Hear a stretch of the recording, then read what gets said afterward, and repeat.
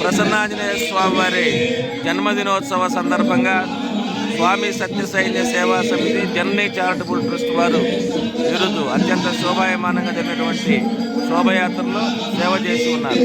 వారందరికీ ధన్యవాదాలు.